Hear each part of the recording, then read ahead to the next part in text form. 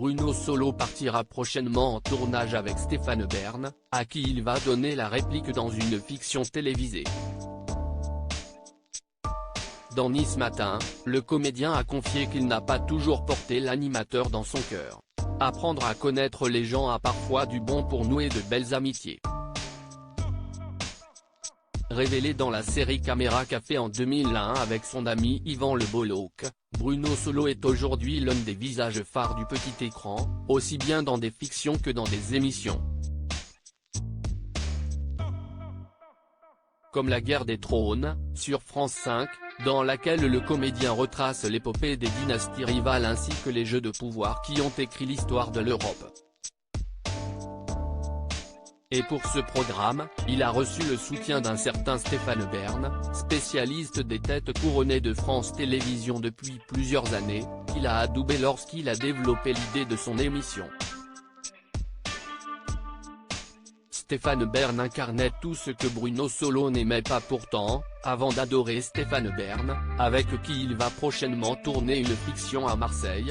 Bruno Solo ne portait pas vraiment l'animateur de Secrets d'Histoire dans son cœur. Au début, il incarnait tout ce que je n'aimais pas, confie-t-il sans détour dans les colonnes de Nice Matin, ce dimanche 27 août.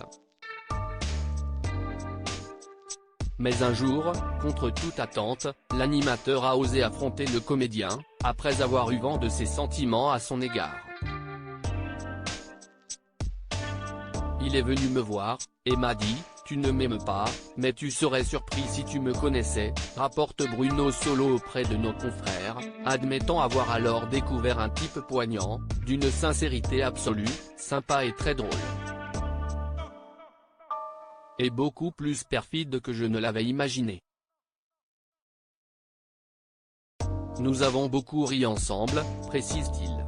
Stéphane Bern, premier soutien de Bruno Solo pour son émission. Pour le moment, on ignore dans quelle série de fiction Bruno Solo et Stéphane Bern vont se donner la réplique. Pour l'animateur de France Télévisions, il s'agira d'un nouveau pas dans le métier d'acteur, lui qui se prête au jeu depuis maintenant quelques années, en parallèle de son activité d'animateur pour des émissions historiques, ou encore pour l'Eurovision à laquelle il est très attaché.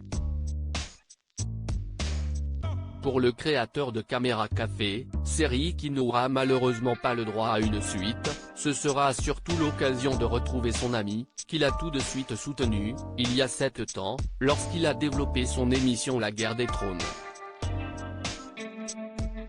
Il a même fait une bande-annonce avec moi, rappelle-t-il auprès de Nice Matin.